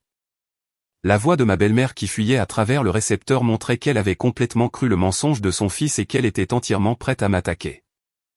Marc m'a jeté un coup d'œil et a délibérément mis le téléphone sur haut-parleur. C'est bon. Elle comprend, a-t-il dit. Bien sûr qu'elle comprend. Un homme se bat pour sa famille. Une femme qui se plaint pour un stupide anniversaire est un échec. Sophie, tu écoutes? Si tu es la femme de Marc, tu dois respecter davantage ton mari et te concentrer sur l'économie. Je ne tolérerai absolument aucune dépense inutile. Il était presque impossible de croire que ces mots venaient d'une femme qui avait 50 000 € de dettes et essayait de les faire peser sur son fils. Il m'a fallu tout mon être pour ne pas éclater de rire face au narcissisme comique de tout cela. Oui, Bernadette, je m'en souviendrai, ai-je répondu humblement. Ma belle-mère a reniflé de satisfaction et a raccroché. Après l'appel, Marc a terminé sa bière et a évoqué nonchalamment la vraie raison de son allégresse, prétendant que ce n'était qu'une conversation anodine. Au fait, Sophie, as-tu regardé ces formulaires d'assurance maladie familiale que je t'ai donnés? Je dois les soumettre au RH la semaine prochaine, alors pourrais-tu les signer et les faire notarier? Ce document diabolique destiné à faire de moi la co-signataire d'un prêt de 300 000 €. Marc n'avait aucun doute que je le signerais aveuglément. J'ai affiché un air troublé. Je suis tellement désolé. Je ne trouve plus mon cachet de notaire. Pendant que tu seras au travail demain, je mettrai le placard sens dessus-dessous et je le trouverai. Je te promets que je te le donnerai la semaine prochaine. Au moment où il a entendu cela, une panique et une irritation flagrantes ont traversé son visage. Je pouvais le voir essayer désespérément de réprimer un souffle agacé parce que son plan était légèrement retardé, n'est-ce pas? Eh bien, je suppose qu'on ne peut rien y faire. Il faut absolument que tu l'aies la semaine prochaine, sinon nous n'aurons pas les avantages. Oui, je sais. J'ai hoché la tête avec un grand sourire. Cet homme essayait d'utiliser sa propre femme comme agneau sacrificiel pour une dette de 300 000 € afin de pouvoir commencer une nouvelle vie avec sa maîtresse. Ruminant cette froide réalité, je le fixai droit dans les yeux. La seule raison pour laquelle j'étais si obéissante était dans un seul but, m'assurer qu'il franchisse cette porte demain matin de la meilleure humeur possible, sans le moindre soupçon. Au moment où il partirait, l'appartement se transformerait de mon sanctuaire en un bloc d'exécution conçu pour l'anéantir socialement. Et puis l'aube se leva. Ce matin, Marc a emballé un grand sac de sport et a passé un temps inhabituellement long à se coiffer dans la salle de bain. Cela faisait longtemps que je ne l'avais pas vu aussi excité un samedi matin, alors qu'il dormait habituellement jusqu'à midi. D'accord, je pars. Je serai de retour demain matin. En enfilant ses chaussures dans l'entrée, il se tourna vers moi avec un sourire radieux et rafraîchissant. Dans son esprit, il allait passer une douce nuit avec Juliette aujourd'hui, me faire signer les papiers du prêt la semaine prochaine, et jeter sa femme ennuyeuse quelques mois plus tard. Un avenir rose et parfait était pratiquement garanti dans sa tête. Passe une bonne journée de travail. Fais attention à toi, ai-je dit, lui offrant un beau sourire et un signe de la main pour le saluer. La lourde porte d'entrée claqua. Je restai parfaitement immobile, écoutant attentivement ses pas s'éloigner dans le couloir. Au moment où j'entendis les portes de l'ascenseur se refermer et l'emporter vers le hall, le masque de la bonne épouse que j'avais porté pendant un an se brisa et tomba. Je levai lentement la tête et fixai l'entrée vide d'un regard glacial. Il n'y avait plus besoin de faire semblant de sourire. Personne ne pouvait se moquer de moi et personne ne pouvait me donner d'ordre. Je reprenais ma vie en main. Prenant une profonde inspiration, je suis entré dans le salon. L'horloge venait de passer 8 heures. J'avais environ 24 heures avant que Marc ne revienne demain matin. Pendant ce temps, je devais effacer toute trace de moi de cet appartement et compléter le piège qui le précipiterait dans les profondeurs de l'enfer dès qu'il franchirait la porte.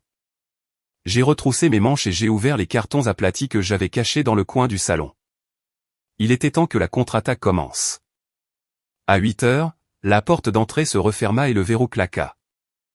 Les pas de Marc s'estompèrent et le faible bourdonnement de l'ascenseur résonna. Je restai figé à la porte, écoutant jusqu'à ce que sa présence soit entièrement partie. Au moment où ce fut le cas, le fil invisible de tension qui m'avait fait jouer le rôle de l'épouse pendant un an se rompit.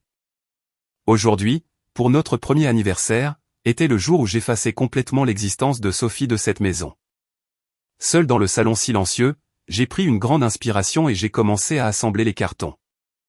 D'abord, je suis allé dans la chambre principale et j'ai ouvert le placard.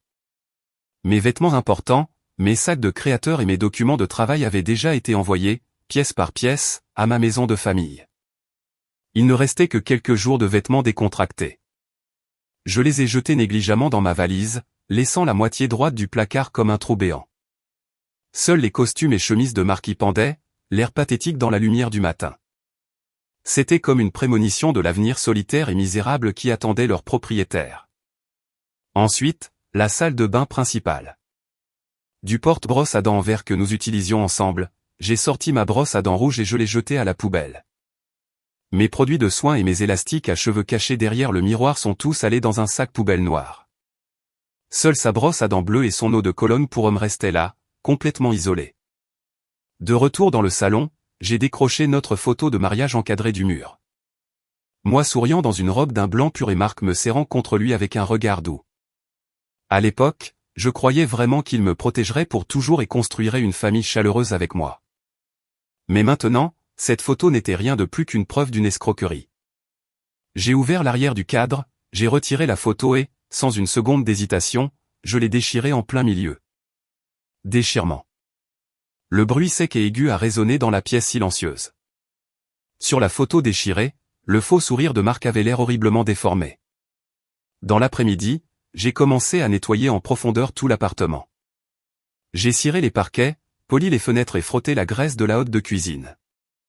C'était profondément ironique puisque ce bâtiment appartenait à ma société, Gestion Immobilière Durand.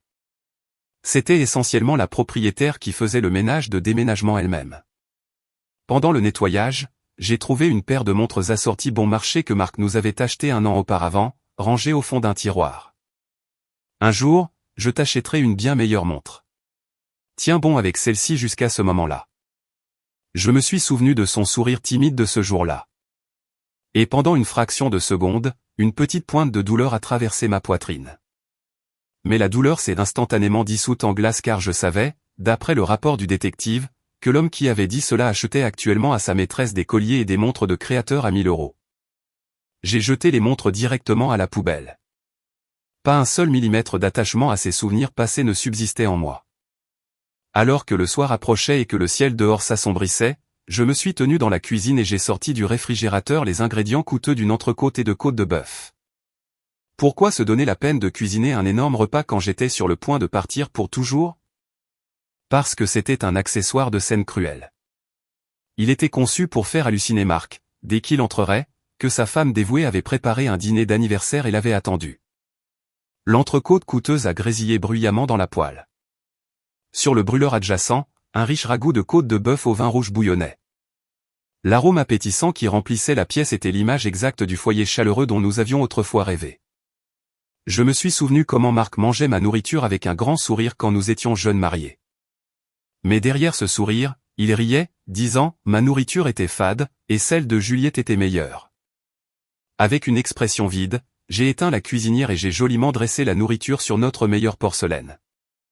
À 20 h, un somptueux dîner pour le premier anniversaire était posé sur la table de la salle à manger. Une scène parfaite d'une épouse impeccable attendant courageusement son mari, mais il n'y avait personne assis sur ses chaises. Debout dans le coin de la cuisine, j'ai ouvert mon téléphone et j'ai vérifié le fin de Marc. En rafraîchissant l'écran, j'ai vu la photo et la légende postée il y a quelques minutes. Les verres de champagne qui trinquaient à l'hôtel de luxe et la légende qui éteignait toute dernière parcelle d'empathie que j'avais, j'ai menti en disant que je devais travailler pour notre anniversaire. Boire du champagne avec Juliette bat la cuisine maison de ma femme n'importe quel jour. Je parie qu'elle est à la maison en train de pleurer en ce moment. Lol. Au moment où j'ai vu cela, je n'ai pas été en colère. J'étais tellement stupéfaite que j'ai éclaté de rire. Mon rire sec a résonné dans le salon vide.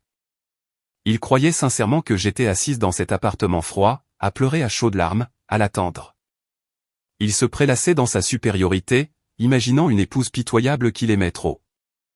L'horloge passe à minuit, la pièce devint silencieuse et la nourriture sur la table était complètement froide, la graisse blanche coagulant à la surface.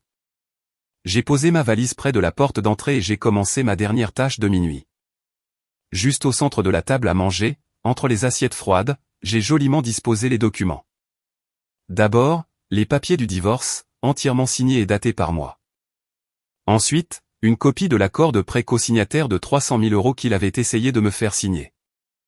J'ai pris un charpie rouge et j'ai écrit NUL en lettres massives à travers. Puis, les photos graphiques indéniables que le détective privé avait prises de Marc et Juliette entrant dans l'hôtel. Et enfin, la seule chose qui briserait instantanément l'ego fragile qu'il avait construit toute sa vie, l'avis de résiliation de bail et l'ordre d'expulsion de la gestion immobilière Durand. Dans la section du nom du propriétaire, il était clairement écrit Sophie Durand, PDG. À côté, j'ai placé une capture d'écran imprimée du compte bancaire de l'entreprise Gestion Immobilière Durand. Avec cela, il réaliserait que son complot pour me faire assumer 300 000 € de dette et son plan pour voler cet appartement avait été dans le creux de ma main tout le temps. Enfin, j'ai placé une enveloppe adressée à Bernadette. À l'intérieur se trouvait une copie de l'historique de ses 50 000 € de dette et une lettre de mise en demeure de Maître Dubois indiquant qu'en raison du divorce, nous lui refuserions toute aide financière. En guise de touche finale, j'ai pris une photo de cette réalité brutale étalée sur la table. J'ai ouvert la discussion de groupe contenant toute la famille élargie de Marc et j'ai laissé mon doigt planer sur le bouton d'envoi. Il était presque 2 heures du matin. Mes préparatifs étaient presque terminés. Mais au moment où j'allais partir, ma main sur la poignée de la porte d'entrée, mon téléphone a commencé à vibrer violemment avec un appel inattendu. En fixant le nom lumineux dans le couloir sombre, j'ai retenu mon souffle. Où est Marc? As-tu déjà signé les papiers du prêt? Résonnant de mon téléphone dans l'entrée plongée dans le noir à 2 heures du matin, il y avait la voix paniquée et stridente de ma belle-mère. J'ai regardé l'écran lentement. Elle savait. Elle savait tout son plan. La toute dernière goutte de sympathie que j'avais s'est évaporée, remplacée par une joie glaciale et glaçante qui s'est répandue en moi. J'ai fait semblant d'être bête encore un instant. Mais dans quelques minutes seulement, je la plongerai dans l'abîme. Quand j'ai vu Bernadette à l'écran, j'ai d'abord pensé que l'affaire de Marc avait été révélée et avait provoqué un scandale. Mais au moment où j'ai répondu, la seule chose qui me perçait le tympan était le hurlement horrible d'une vieille femme qui ne se souciait que de sauver sa propre peau. Allô, Bernadette. Qu'est-ce qui se passe à cette heure-ci? J'ai répondu d'une voix calme et somnolente. Elle n'a même pas essayé de cacher son irritation en claquant. Ne me demande pas ce qui se passe. J'ai appelé Marc une douzaine de fois et ça tombe toujours sur le répondeur. Il avait promis qu'il aurait les 50 000 € prêts pour demain matin. À quoi joue-t-il?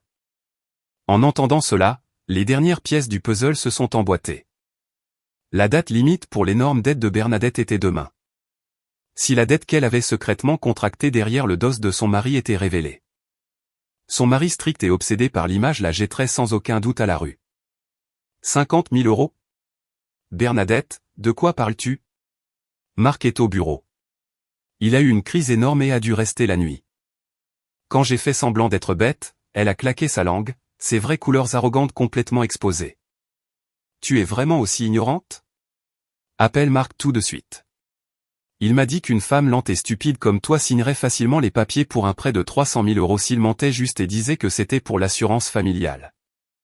Sa voix horrible a résonné dans le couloir sombre. J'ai fermé les yeux silencieusement. Ma belle-mère ne connaissait pas seulement le plan de Marc pour me faire passer pour un agneau sacrificiel pour un prêt. Elle a activement participé à sa fraude juste pour effacer sa propre dette, attendant avec impatience que je sois escroqué. Tu n'es qu'une femme au foyer vivant du salaire de Marc tous les jours. Le moment venu, il est évident que tu devrais être le sacrifice pour la famille. Dépêche-toi, fais signer ce papier et prépare l'argent. La dépravation abyssale d'un être humain essayant de faire passer sa propre dette de shopping sur sa belle-fille ignorante et essayant de le justifier avec le beau mot famille. Je me suis senti si incroyablement stupide d'avoir jamais appelé cette femme maman, d'avoir cuisiné pour elle et d'avoir désespérément essayé de gagner son approbation. Bernadette.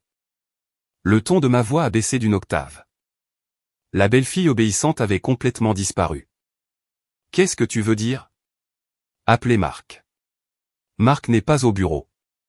Il est actuellement en train de boire du champagne dans une suite d'hôtels de luxe avec une femme de son bureau nommée Juliette. C'est pourquoi son téléphone est éteint. Quoi? Une maîtresse? Un hôtel? Tu as perdu la tête? Je pouvais l'entendre halter au téléphone. J'ai souri d'un sourire froid et j'ai parlé lentement et clairement. Je ne signerai absolument pas ce document de prêt. J'ai déjà consulté mes avocats. Ton mari va découvrir ta dette de 50 000 € demain. S'il te plaît, assume tes propres actions. Au revoir. Attends une minute. Sophie, tu as la moindre idée de ce que tu dis? J'ai appuyé sur le bouton de fin d'appel et j'ai immédiatement bloqué son numéro. Glissant le téléphone dans mon sac à main, j'ai senti la malédiction invisible de leur famille disparaître complètement. Personne ne pouvait plus m'enchaîner. J'étais libre. J'ai lâché la valise à la porte et je suis retourné dans le salon une dernière fois. Il me restait une chose à faire. Je devais dépouiller cet appartement de toute sa chaleur et de tous ses signes de vie, le transformant en une coquille vide littérale. D'abord, j'ai attrapé le thermostat et j'ai éteint le système de climatisation. Le bourdonnement de l'air chaud s'est arrêté instantanément. L'air glacial de la nuit a commencé à voler lentement la chaleur de la pièce. Ensuite, j'ai débranché toutes les lampes d'ambiance. La lueur orange chaude de la lampe que nous avions achetée lors de notre lune de miel a disparu, laissant la pièce froide et exposée. J'ai débranché le réfrigérateur, les purificateurs d'air, coupant l'alimentation de tout un par un. Enfin, je me suis tenu devant la grande horloge murale. Le tic-tac rythmique était le symbole du temps que nous avions passé ensemble en famille dans cette pièce.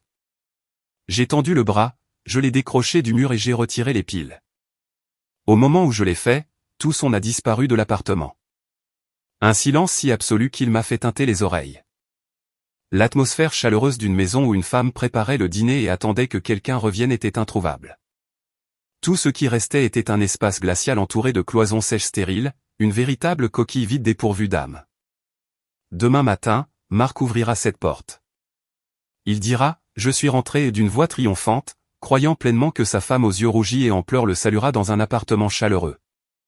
Il entrera, convaincu que ses mensonges ont parfaitement fonctionné et que je suis maintenant son esclave endetté. Mais ce qui l'accueillera, c'est un air glacial et un silence de mort écrasant. Je me suis souvenu de quelque chose que mon père avait l'habitude de dire. Sophie, les gens vraiment forts ne crient pas, ne s'emportent pas de colère, ou ne crient pas sur leurs adversaires. Ils présentent calmement les faits et s'éloignent si loin que la personne ne peut plus jamais les atteindre. C'est la vengeance ultime. En ce moment, je comprenais le sens des mots de mon père douloureusement bien. Crier, pleurer, frapper la poitrine de son mari et exiger « Comment as-tu pu me tromper ?» Cela prouve seulement que vous avez encore des attentes et de l'amour pour eux. Je n'avais absolument aucun amour, aucune attente, ni même de colère envers Marc. Il était simplement devenu un caillou sur le bord de la route, complètement insignifiant pour ma vie. Debout devant la table à manger, j'ai regardé les documents qui brillaient de blanc dans le noir. Les papiers du divorce, l'accord de prêt annulé, les photos explicites, l'avis d'expulsion. Cela seul était suffisant pour qu'il réalise que sa vie était complètement terminée. Mais j'avais l'intention de lui porter un dernier coup fatal. Peu importe la quantité de preuves ou de documents juridiques que je lui jetais au visage, ce n'était que des faits juridiques. Ce qu'il craignait le plus, c'était d'être réellement méprisé et jeté comme une ordure par la femme même qu'il avait méprisée et qu'il pensait contrôler complètement. J'ai pris un stylo plume et une feuille de papier immaculé de mon sac. Plaçant le papier sur le bord de la table, j'ai laissé le stylo glisser dans la pièce silencieuse. Le bruit grinçant de la plume a résonné dans l'obscurité. Je savais déjà exactement ce que j'allais écrire. Pas de mots de ressentiment, pas d'expression de chagrin, et certainement pas de malédiction remplie de colère.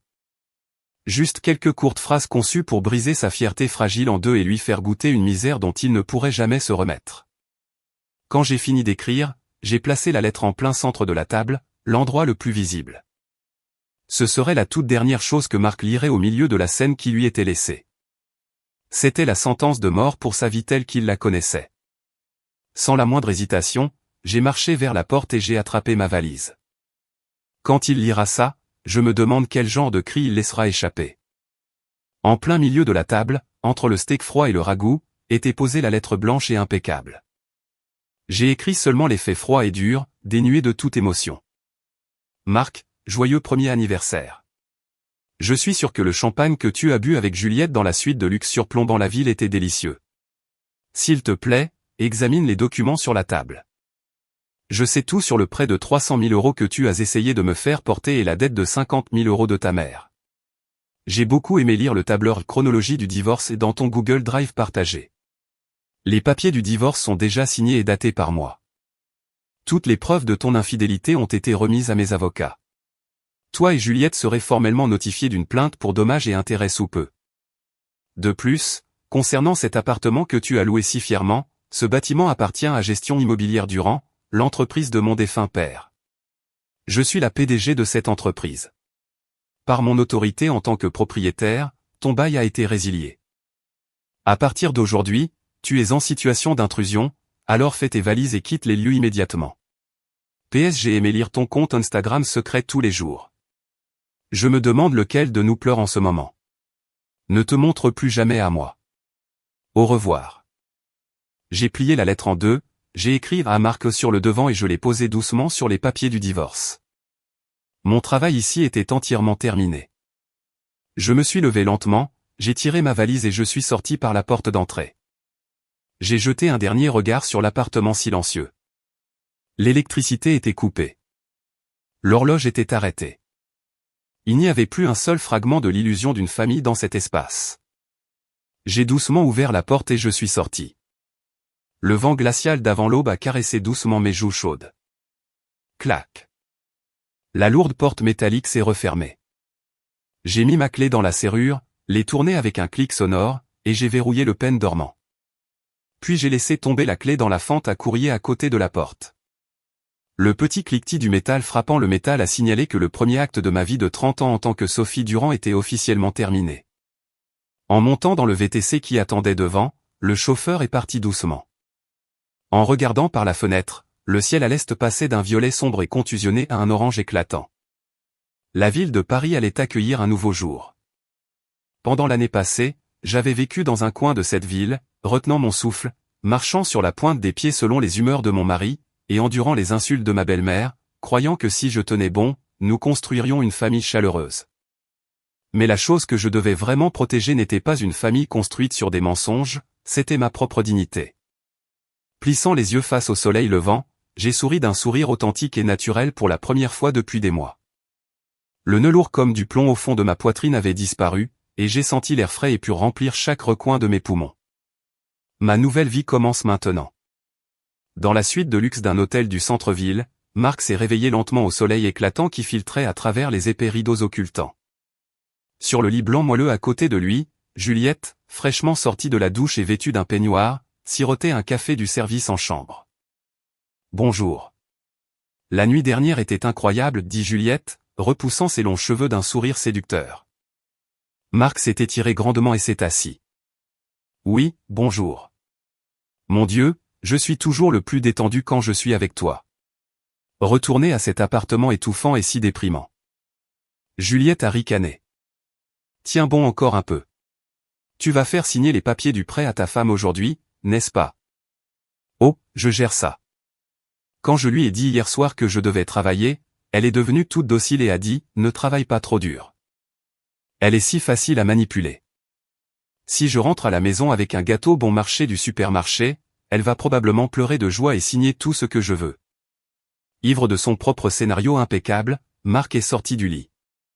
Une fois les 300 000 € virés, je rembourserai la dette de maman et j'utiliserai le reste comme acompte pour un nouvel appartement pour Jess et moi. Je laisserai les soins médicaux de maman à Sophie, je trouverai une excuse et je la virerai. Tu es vraiment un génie, Marc. Ta femme ne se doute probablement pas dans ses rêves les plus fous qu'elle est sur le point d'être endettée et jetée à la rue. C'est hilarant. Les deux se sont regardés et ont laissé échapper des rires superficiels et vulgaires, entièrement convaincus d'être les personnes les plus intelligentes de la pièce. Ils n'avaient aucune idée que l'épouse pathétique dont ils se moquaient avait déjà exécuté un piège impeccable et inéluctable, utilisant un pouvoir bien au-delà de leur compréhension. À 10 heures, après avoir quitté Juliette dans le hall, Marc s'est arrêté dans un supermarché près de la gare. Dans sa main, un sac en plastique contenant un gâteau bon marché, exactement comme il l'avait dit pour amadouer sa femme. Je suis rentré, Sophie. Désolé pour hier. Je sais que c'était notre anniversaire. Marc répétait son excuse parfaite dans sa tête encore et encore. Il est entré dans l'ascenseur de son immeuble et a appuyé sur le bouton de son étage, fredonnant une mélodie en marchant dans le couloir. Ses pas étaient légers. Sa tête était remplie seulement des 300 000 € qu'il était sur le point d'obtenir et de sa nouvelle vie glamour avec Juliette. Sa femme l'attendait probablement en ce moment, préparant un petit déjeuner chaud. Quand elle verrait son visage, elle s'accrocherait à lui, disant à quel point elle était seule. Se prélassant dans cette supériorité, Marc se tint devant sa porte. Il sortit sa clé, déverrouilla la porte et poussa la lourde porte métallique. « Je suis rentré, Sophie. » Désolé d'être en retard, appela Marc d'une voix douce et affectueuse, affichant un sourire confiant en entrant. Mais au moment où il le fit, ce qui l'enveloppa n'était pas l'accueil chaleureux de sa femme ni l'odeur du café frais. C'était un noir absolu, un froid glacial, et dépouillé de tout son de vie. Un silence étrange et tombal. Alors qu'il enlevait ses chaussures et entrait dans le salon, ses yeux se posèrent sur une scène bizarre et anormale installée sur la table à manger. Sophie, où es-tu? Debout dans l'entrée sombre, Marc appela dans l'appartement avec un visage perplexe. Normalement, au moment où il déverrouillait la porte, Sophie viendrait en courant dans le hall pour le saluer. Mais aujourd'hui, il n'y eut aucune réponse. En fait, il n'y avait aucune trace d'une personne vivant dans l'appartement. Avec le sac en plastique du gâteau pendant à sa main, Marc ouvrit la porte du salon. Instantanément, un air mordant et glacial l'enveloppa. Le chauffage était éteint. Le purificateur d'air était silencieux. Il n'entendait même pas le bourdonnement du réfrigérateur. Le silence absolu était si parfait que, pendant une seconde, Marc pensa qu'il s'était trompé d'appartement. Qu'est-ce que c'est que ça? Il frappa l'interrupteur mural pour allumer les lumières. Alors que la pièce s'éclairait, Marc halta devant le spectacle anormal. L'appartement habituellement impeccable avait l'air profondément anormal. La porte de la salle de bain était grande ouverte, et dans le porte-brosse à dents en verre qu'il partageait, seule sa brosse à dents bleue était complètement seule. La photo de mariage qui avait toujours accroché au mur était violemment déchirée en deux et jetée sur le sol. « Et Sophie, où es-tu » Sentant une soudaine montée d'irritation et de malaise, Marc ouvrit la porte de la chambre à coucher. Le placard était grand ouvert. Les vêtements de Sophie, ses sacs, ses chaussures, tout ce qui lui appartenait avait disparu. Le vide béant du placard vide lui a donné un sentiment terrifiant de vacuité. Quoi?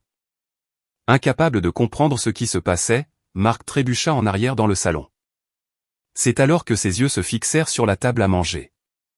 Ce n'était pas la femme qui pleurait et attendait qu'il avait imaginé. C'était une scène étrange, presque psychopathe, parfaitement arrangée. Au centre de la table, une entrecôte de bœuf et un ragoût de côte de bœuf coûteux étaient joliment dressés. C'était clairement un dîner pour un premier anniversaire, mais la nourriture était froide comme la pierre.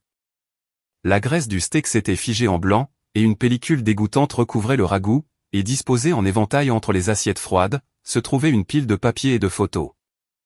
Qu'est-ce que c'est que ça, laissant tomber inconsciemment le sac de gâteau sur le sol. Marc fut attiré vers la table comme par un aimant. La première chose que ses yeux aperçurent fut une copie très familière d'un document.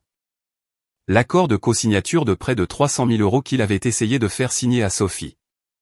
En plein centre, le mot annuel était griffonné en lettres massives au marqueur rouge. Pourquoi est-ce ici? Son cœur commença à battre violemment contre ses côtes. D'une main tremblante, Marc prit le morceau de papier suivant. C'était une pile de photographies d'une clarté cristalline prise par un détective privé. Des photos de lui et Juliette collées l'un contre l'autre dans une ruelle. Des photos de leur dos alors qu'ils disparaissaient à l'entrée de l'hôtel. Non, ce n'est pas possible. Le choc le frappa comme un seau d'eau glacée, et il trébucha en arrière. La dissimulation qu'il croyait impeccable avait été complètement exposée à Sophie tout le temps. Plus loin sur la table se trouvait une copie d'un relevé bancaire d'entreprise et un avis d'expulsion impitoyable de la gestion immobilière Durand. Au moment où il lut le nom du propriétaire, Sophie Durand, PDG, Marc sentit le sol littéralement s'effondrer sous lui. La femme envers qui il avait agi avec tant de fierté, la femme qu'il avait méprisée comme une femme au foyer ignorante, était en fait la propriétaire de cet immeuble de luxe et la PDG d'une énorme entreprise. Ce n'est que maintenant qu'il réalisa quel clown astronomiquement stupide et pathétique il avait été. Et puis, posée sur la pile, une lettre blanche et impeccable reposait discrètement mais avec une domination écrasante sur une demande de divorce signée. Marc prit la lettre, le visage pâle et vidé de tout sang. Ses doigts tremblaient violemment. Marc, joyeux premier anniversaire. Je suis sûr que le champagne que tu as bu avec Juliette dans la suite de luxe surplombant la ville était délicieux. En lisant la première ligne, Marc oublia comment respirer, s'étouffant avec l'air. C'était une contre-attaque parfaite à la légende qu'il avait postée sur son Finina hier soir. S'il te plaît, examine les documents sur la table. Je sais tout sur le prêt de 300 000 € que tu as essayé de me faire porter et la dette de 50 000 € de ta mère. J'ai beaucoup aimé lire le tableur chronologie du divorce dans ton Google Drive partagé. La lumière disparut complètement des yeux de Marc. Sophie ne savait pas seulement pour l'affaire.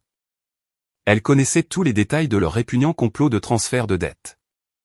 Il réalisa que le fichier Excel qu'il avait créé en riant avec Juliette était maintenant la preuve même de sa propre destruction. Les papiers du divorce sont déjà signés et datés par moi. Toutes les preuves de ton infidélité ont été remises à mes avocats. Toi et Juliette serez formellement notifiés d'une plainte pour dommages et intérêts sous peu. Une plainte. Non seulement il n'allait pas obtenir le prêt de 300 000 €, mais lui et Juliette étaient sur le point d'être frappés d'une lourde amende financière. Une équation catastrophique de son avenir ruiné traversa son esprit. De plus, concernant cet appartement que tu as loué si fièrement, ce bâtiment appartient à Gestion Immobilière Durand, l'entreprise de mon défunt père. Je suis la PDG de cette entreprise. Par mon autorité en tant que propriétaire, ton bail a été résilié. À partir d'aujourd'hui, tu es en situation d'intrusion, alors fais tes valises et quitte les lieux immédiatement.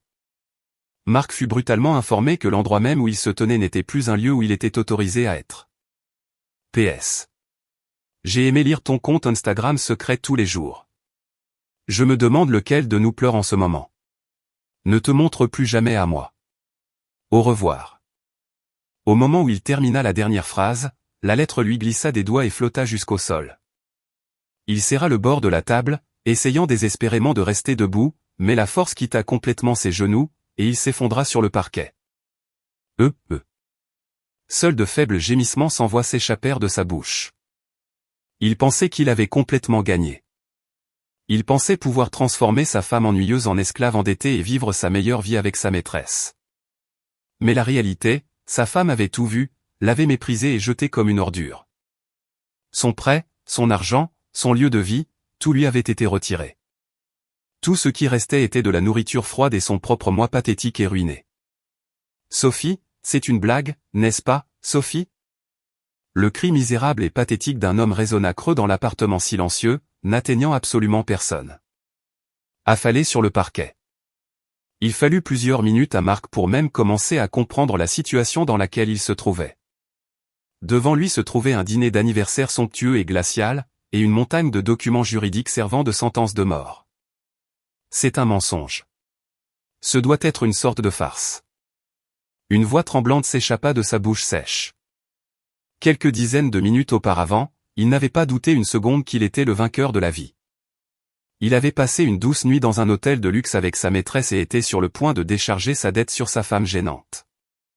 Jamais dans ses rêves les plus fous il n'avait imaginé que sa femme verrait à travers tout cela, le dépouillerait de tout et le jetterait à la rue. Marc saisit frénétiquement son smartphone du sol.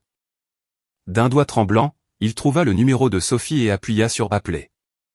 Le numéro que vous avez composé n'est plus en service. La voix robotique et stérile résonna sans fin dans la pièce froide. Ce n'était pas seulement un blocage. Sophie avait annulé la ligne téléphonique entièrement, coupant complètement tout moyen pour lui de la contacter. Il ouvrit ses messages, mais ses coordonnées avaient disparu. Il ne pouvait pas envoyer un e-message, ne pouvait pas la joindre sur les réseaux sociaux. Sophie, s'il te plaît, écoute-moi juste. Marc supplia l'écran de son téléphone, pleurant à personne. La femme dont il s'était moqué hier encore pour être une femme au foyer inutile était maintenant la seule bouée de sauvetage à laquelle il avait désespérément besoin de s'accrocher. Juste à ce moment-là, le téléphone dans sa main vibra violemment. L'écran affichait la maman. Marc appuya sur le bouton de réponse comme possédé. Il s'accrochait à un faible espoir que peut-être Sophie était allée chez ses parents pour leur rendre hommage. Allô, maman. Sophie t'a appelé? Avant que Marc ne puisse même finir, son tympan fut presque brisé par le hurlement hystérique de sa mère, Bernadette. Marc, qu'est-ce qui se passe? Sophie sait tout sur ma dette et ton affaire. Attends, maman. Tu as parlé à Sophie? Hier soir, au milieu de la nuit, elle m'a dit de rembourser ma propre dette et m'a raccroché au nez. Pourquoi ne l'as-tu pas gardé du paix?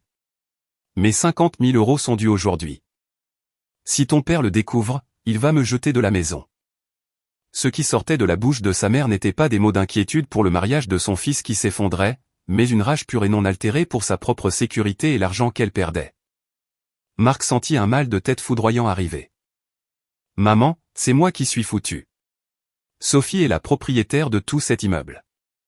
Je suis expulsé en ce moment et elle me poursuit en justice pour tout ce que j'ai.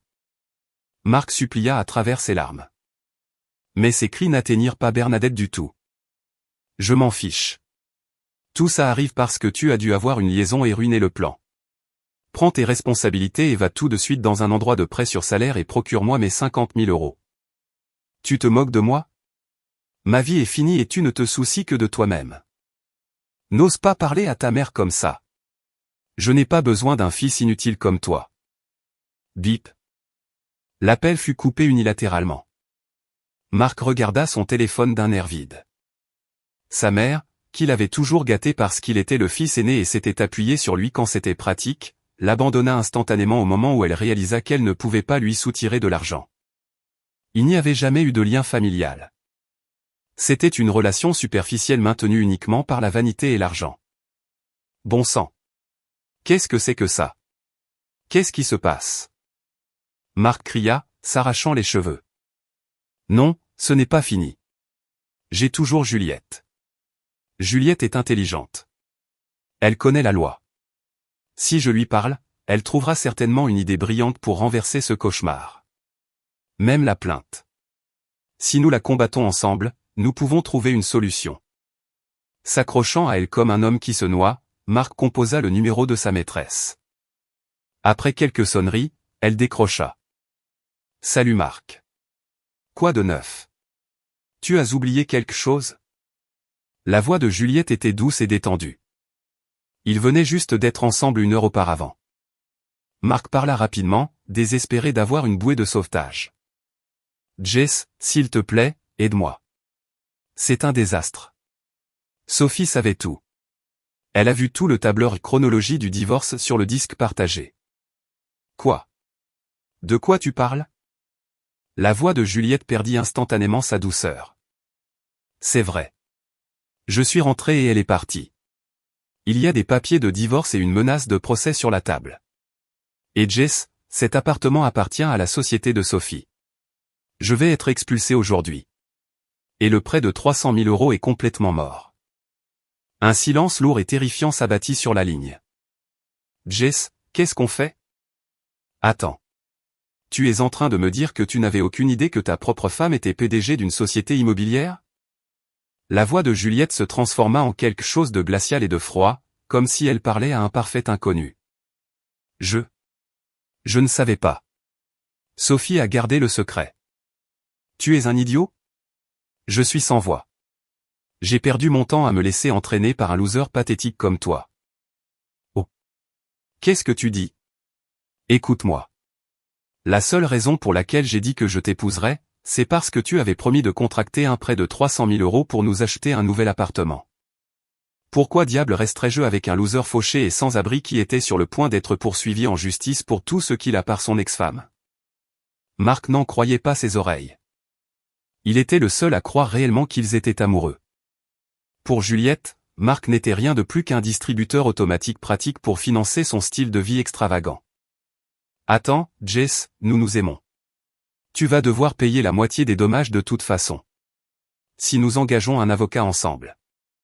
Ne sois pas ridicule. Je dirai simplement que tu m'as manipulé. Si tu me contactes à nouveau, j'appelle les flics et je te signale pour harcèlement. Perds mon numéro. Bip bip bip. La tonalité électronique impitoyable signifiait que sa relation avec Juliette était complètement rompue. Marc laissa tomber son téléphone sur le sol, abandonné par sa femme, rejeté par sa mère, trahi par sa maîtresse, l'homme qui, quelques heures auparavant, croyait être le centre de l'univers, avait littéralement tout perdu et était maintenant complètement seul sur un parquet froid. L'air dans la pièce était glacial. Le silence, dépourvu même du tic-tac d'une horloge, rendait son isolement insupportable. Marc regarda la nourriture sur la table, l'entrecôte de bœuf, recouverte de graisse blanche. Auparavant, si le dîner était ne serait-ce que légèrement froid, il aurait crié sur Sophie, exigeant de savoir pourquoi une femme au foyer ne pouvait pas servir un repas chaud. D'une main tremblante, Marc prit une fourchette et porta un morceau de viande froide et durcie à sa bouche. Alors qu'il mâchait, le goût de graisse froide et une saveur brûlée et amère se répandirent sur sa langue. Cela avait le goût de mâcher des cendres. Sophie, je suis désolé. J'avais tort. Le sourire doux de Sophie, l'attendant chaque jour avec un repas chaud, lui revint vivement à l'esprit. Il réalisa enfin à quel point il avait été incroyablement béni, et comment il avait piétiné cet amour pur et précieux avec sa propre arrogance. Des larmes massives jaillirent de ses yeux, tombant une par une sur le steak froid. Il était trop tard. C'était entièrement trop tard. Juste au moment où Marc allait se couvrir le visage de ses mains et s'effondrer en sanglotant comme un enfant, le téléphone sur le sol se mit à vibrer violemment pour la 3e fois. Marc tressaillit, ses épaules sursautèrent, et il regarda l'écran à travers des yeux embués. L'identification de l'appelant affichait le vice-président des ventes, travail. Aujourd'hui, c'était samedi. Un appel direct du vice-président un samedi matin était complètement anormal. Une horrible prémonition parcourut l'échine de Marc alors qu'une sueur froide lui montait. La vengeance de Sophie n'était pas terminée. La véritable annihilation sociale qu'elle avait préparée était sur le point de lui être portée à la gorge. Oui, c'est Marc, répondit-il d'une voix tremblante. À travers le récepteur, la voix du vice-président, d'habitude calme, était basse, réprimée par une rage absolue. Marc, où es-tu en ce moment? Je suis à la maison. À la maison? Ne te moque pas de moi. Explique les reçus d'hôtel que tu as facturés à l'entreprise en prétendant être en voyage d'affaires. Le cœur de Marc fit un bond violent et écœurant. Reçus de dépenses? Oui. Les RH ont reçu un email anonyme de lanceur d'alerte ce matin. Il contenait chaque reçu de la suite d'hôtels de luxe où tu as séjourné avec Juliette, ainsi qu'une ventilation détaillée de tes frais de déplacement frauduleux. Il incluait également un journal de données complet de mets hautement inappropriés entre vous deux utilisant les serveurs de l'entreprise. Marc sentit le sang lui quitter entièrement le corps. Sophie n'avait pas seulement engagé un détective privé pour surprendre son affaire. Elle avait fouillé dans le fait qu'il facturait ses séjours à l'hôtel et ses dîners à l'entreprise pour construire son alibi. Et elle avait obtenu la preuve absolue et indéniable. Non, monsieur, il doit y avoir un malentendu. Un malentendu? Les photos jointes vous montrent clairement, vous deux, en train de boire du champagne avec la carte de l'entreprise dans un restaurant de luxe. De plus, cet email incluait des allégations, avec preuve, que vous avez exigé des pots de vin illégaux de nos fournisseurs. C'était vrai. Pour financer ces cadeaux coûteux pour Juliette et se montrer, Marc avait forcé des fournisseurs à payer des pots de vin et déposer de fausses notes de frais de divertissement, violant à plusieurs reprises la conformité de l'entreprise. Rendez-vous au RH dès lundi matin. Juliette sera là aussi. Ce n'est pas seulement une liaison au travail. C'est un détournement de fonds et une fraude d'entreprise. Vous êtes sur le point d'être licencié avec motif. Préparez-vous. Le téléphone raccrocha. Marc resta là, la bouche ouverte, fixant le mur d'un air vide. Licenciement avec motif, son régime de retraite et ses indemnités de licenciement confisquées. La tache noire d'être viré pour détournement de fonds signifiait qu'il ne trouverait plus jamais un emploi décent dans son industrie. Ce n'était pas seulement sa vie privée. Son statut social tout entier était anéanti en quelques secondes. Ce que Sophie avait préparé n'était pas une légère vengeance d'épouse. C'était une exécution méticuleuse et sans faille conçue pour effacer complètement un être humain de la société. La respiration de Marc devint superficielle, le plongeant dans l'hyperventilation. Il poussa un cri sans voix, rampant sur le sol. Il n'y avait nulle part où fuir. Les dommages du procès, la crise de la dette de sa mère, et maintenant les réclamations de restitution de l'entreprise. L'attendait une montagne insurmontable de dettes et une vie infernale abandonnée par tous. Puis le téléphone vibra à nouveau. L'écran affichait le gestion immobilière Durand. Marc tressaillit, mais il ne pouvait pas se permettre de ne pas répondre. S'il l'ignorait, la police pourrait venir le retirer physiquement. Ici, allô, est-ce que je parle à Marc? La voix masculine au téléphone était incroyablement bureaucratique, entièrement dépourvue d'émotion. Cela fit monter la terreur de Marc encore plus haut. Oui, c'est moi. Comme indiqué dans l'avis de Libération, votre contrat de location a été résilié avec effet immédiat aujourd'hui. Par conséquent, à 10 heures demain, nos entrepreneurs arriveront pour récupérer les clés et commencer le retrait des ordures. Dès demain, s'il vous plaît attendez. Vous ne pouvez pas vous attendre à ce que je trouve un nouvel endroit si vite. Selon la section 14 de l'accord de location, toute intrusion non autorisée après la résiliation entraîne une pénalité de 300 € par jour. De plus, l'élimination de tout mobilier ou objet laissé dans l'unité vous sera directement facturée. Si vous n'avez pas quitté les lieux avant 10 heures demain, nous procéderons à une expulsion forcée accompagnée des forces de l'ordre. Veuillez en prendre note. La voix robotique ignora complètement les « s'il vous plaît » de Marc et continua le protocole administratif. S'il vous plaît, laissez-moi parler à ma femme. Je veux dire, la PDG Durand, laissez-moi m'excuser directement auprès d'elle. La PDG Durand a strictement ordonné qu'aucune communication directe de votre part ne soit transmise et que toutes les affaires soient traitées légalement par l'intermédiaire de ses avocats. De plus, nous avons déjà envoyé une lettre recommandée à votre garant concernant la résiliation du bail et toutes les charges à venir. Quelque chose dans le cerveau de Marc se brisa complètement. Mon garant ? Vous avez contacté mon père ? Le père de Marc était un homme incroyablement strict et à l'ancienne. Si son père découvrait la liaison de son fils, le détournement de fonds, et les problèmes de dette de son fils et de sa femme, il ne serait pas seulement déshérité. La famille s'effondrerait, et Marc serait définitivement exilé comme la disgrâce ultime de la lignée. Nous vous verrons à 10 heures demain. Au revoir. L'appel se termina. Marc jeta son téléphone à travers la pièce. L'écran se brisa comme une toile d'araignée contre le mur, mais il n'avait même pas la capacité de s'en soucier. C'était fini. Tout était fini.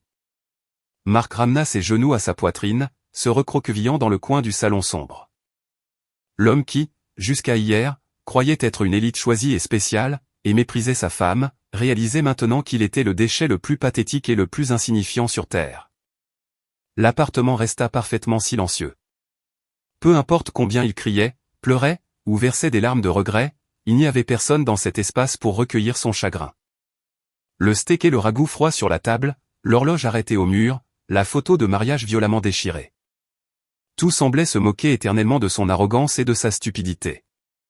Pendant ce temps, j'étais assise dans l'ancien bureau de mon père, dans ma maison d'enfance, sirotant lentement un thé chaud. Par la fenêtre, le soleil brillant du début de l'été illuminait les arbres du jardin. J'entendais le chant des oiseaux. C'était un samedi matin remarquablement paisible. Sur le bureau était posé mon téléphone, affichant un court message de Maître Dubois. Le rapport d'alerte interne et l'avis d'expulsion de la gestion immobilière ont tous été exécutés. Votre mari devrait être licencié avec motif lundi. J'ai également informé votre beau-père de tout concernant la situation de Bernadette. Même en lisant ce rapport, aucun sentiment vulgaire et jubilatoire de bienfait ne montait dans mon cœur. Il n'y avait qu'un sentiment de soulagement calme et profond que tout était enfin vraiment terminé. J'ai regardé l'annulaire de ma main gauche. Il y avait encore une légère marque de bronzage blanche là où se trouvait mon alliance. Mais avec le temps, cela aussi disparaîtrait. Pas une seule goutte de haine ou de colère envers Marc ne subsistait en moi. Une personne comme lui ne valait simplement pas la peine de consumer davantage mes précieuses émotions. À partir de maintenant, je protégerai l'entreprise que mon père m'avait laissée et suivrai mon propre chemin, sur mes propres deux pieds. Je me suis levé lentement et je me suis étiré profondément. La brise soufflant par la fenêtre était incroyablement rafraîchissante. Les saisons ont tourné et un semestre s'est écoulé depuis ce matin d'hiver glacial. Depuis le porche de ma maison d'enfance, les arbres du jardin étaient couverts d'un vert éclatant et la douce brise estivale faisait frémir les feuilles. Je me suis assise devant la photo encadrée de mon défunt père sur la cheminée, la regardant silencieusement. Papa, tout est enfin fini. Je suis désolé de t'avoir inquiété, mais je vais bien maintenant. Je lui ai parlé silencieusement dans mon cœur. Les conséquences se sont déroulées exactement comme Maître Dubois l'avait prévu, ou plutôt, cela a signifié une fin encore plus brutale pour eux. Marc a été licencié avec motif dès lundi matin parce que toutes les preuves de son détournement de fonds, de son aventure inappropriée au travail et de ses pots de vin aux fournisseurs étaient parfaitement documentées. Il n'avait absolument aucun moyen de s'en sortir. Son régime de retraite et ses indemnités de licenciement ont été saisis, et l'entreprise l'a poursuivi en justice pour des dommages et intérêts massifs. Couplé au règlement qu'il me devait, la dette de Marc a instantanément grimpé à un chiffre astronomique. Son dernier espoir, sa maîtresse Juliette, a complètement coupé tout contact avec lui. Elle a également été licenciée de l'entreprise. Selon le rapport de suivi du détective, Marc travaille maintenant dans des emplois de journalier de construction épuisants, vivant au jour le jour dans un minuscule studio sans fenêtre et délabré. La vie de luxe confortable dont il se vantait en se moquant des femmes au foyer ne reviendra jamais à lui. La vie au plus bas qu'il aimait mépriser est maintenant la vie qu'il mène. Mon ex-belle-mère Bernadette a connu un sort tout aussi désastreux. Son mari était absolument furieux lorsqu'il a découvert qu'elle avait secrètement accumulé une dette massive et que leur fils aîné avait été licencié pour détournement de fonds en raison d'une liaison. Pour un homme qui valorisait son image publique par-dessus tout, c'était une disgrâce impardonnable pour le nom de famille. Il lui a immédiatement remis les papiers du divorce. Sans pension alimentaire et sans part des biens, elle a été jetée à la rue sans un sou. J'ai entendu dire qu'elle avait vendu tous les sacs de créateurs et les bijoux qu'elle avait achetés pour son statut et travaille maintenant tranquillement comme femme de ménage de nuit dans un centre commercial pour rembourser lentement ses prêts. La femme qui me faisait la leçon avec arrogance qu'une belle fille devait travailler comme une femme de ménage passe ironiquement ces dernières années à récurer les soldes des autres. Apprendre leur sort ne m'a apporté aucune joie ni supériorité, seulement un profond sentiment de soulagement d'avoir échappé en toute sécurité au marais sans fond de leur avidité et d'avoir repris ma vie. Le jour où le juge a finalisé le décret de divorce et que j'ai officiellement repris mon nom de jeune fille au bureau du greffier du comté, mon cœur s'est senti si léger. Je n'oublierai jamais ce sentiment pour le reste de ma vie. J'ai doucement caressé l'annulaire de ma main gauche. La marque de bronzage blanche de la bague que j'ai portée pendant un an avait complètement disparu, retrouvant sa couleur naturelle. C'était presque comme si cette année que j'ai vécue en tant que Sophie, la femme soumise, n'était qu'une illusion. Aujourd'hui, je suis à nouveau Sophie Durand. En tant que PDG de gestion immobilière Durand, l'entreprise que mon père m'a laissée, je vis des jours chargés mais incroyablement enrichissants. Bien que je sois PDG de nom, j'ai encore beaucoup à apprendre. Mais les employés vétérans qui ont soutenu mon père m'ont guidé chaleureusement et parfois strictement.